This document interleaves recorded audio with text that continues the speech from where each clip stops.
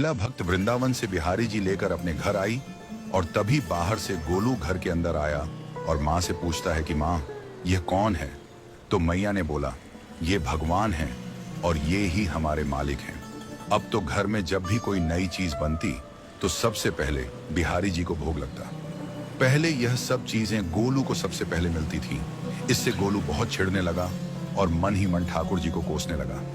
एक दिन गोलू की माँ काम पर जाते समय बोली, गोलू, यमुना जी से मटके में जल भर कर लाना। जब गोलू पानी भरने के लिए जाने लगा तो जाते जाते बिहारी जी को कहने लगा, खाने के लिए तो सबसे पहले तैयार रहते हो, लेकिन काम तो मुझे ही करना पड़ता है। अगर यहाँ रहना है तो काम करो। कहकर गोलू यमुना जी से जल भरने के लिए चल पड़ा। गोलू जब यमुना जी में जल भरने लगा तो उसने देखा कि यमुना जी के अंदर बिहारी जी विराजमान है और कह रहे हैं, ला गोलू, घड़ा हम भर देते हैं। गोलू उनको देखकर हैरान हो गया और बोला, नहीं नहीं, मैं अपने आप भर लूंगा।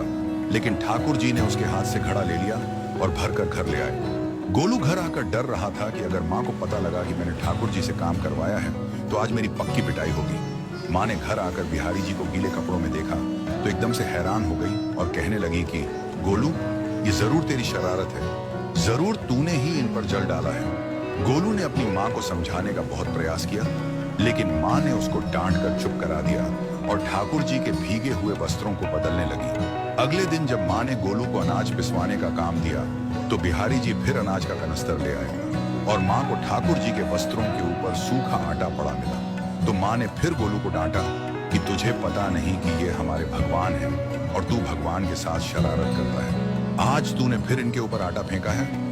तो गोलू शपथ लेकर कहने लगा, नहीं माँ, मैंने कोई शरारत नहीं करी है। ये तो मेरे हाथ से गेहूं का कनस्तर लेकर खुद पिसवा कर आए हैं। गोलू की माँ आज बहुत गुस्सा हुई। अगले दिन फिर माँ बोली, बेटा गोलू, आज तुम्हारे बाबा बाहर गांव से वापस लौट आएंगे।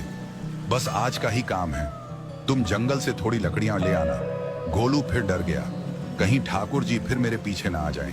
गोलू ने माँ को बोला कि मैं चला तो जाऊंगा, लेकिन बिहारी जी को समझा लो, वो मेरे पीछे ना आई। उसकी माँ हंसकर बोली, हाँ हाँ समझा दूंगी, तुम जाओ तो सही।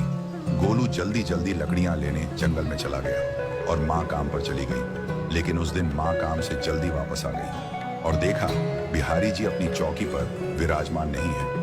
वह तो एकदम से घबरा गई कि कहीं गोलू की शरारत तो नहीं। वह भागी भागी जंगल की तरफ गई। तभी उसने देखा कि गोलू के साथ एक इंसान लकड़ियों को लेकर घर आ रहा है। गोलू की माँ यह देखकर हैरान हो गई कि यह तो बिहारी जी हैं। ये क्या हमारे भगवान हमारा काम कर रहे हैं? इसका अर्थ गोलू ठीक कह रहा था। वह जल्दी जल्दी भागकर ठाकुर जी के पास गई और लकड़ियां उनके हाथ से लेते हुए उनके चरणों में गिरकर रोती हुई बोली, हे बिहारी जी, ये आप क्या कर रहे हो? मुंह गरीब का काम क्यों कर रहे हो? ठाकुर जी मुस्कुराते हुए बोले, हमें तो तेरे बेटे पर बहुत प्यार आता है। सब लोग हमें भगवान समझते हैं, लेकिन एक तेरा बेटा ही था जो हमको अपना मानता था। अपना मानकर वो हमें डांट भी देता था, हमारे साथ गुस्सा भी करता था, और जो हमें एक बार अपना मान लेता है तो हम उसके मान के लिए उसके ही हो जाते हैं।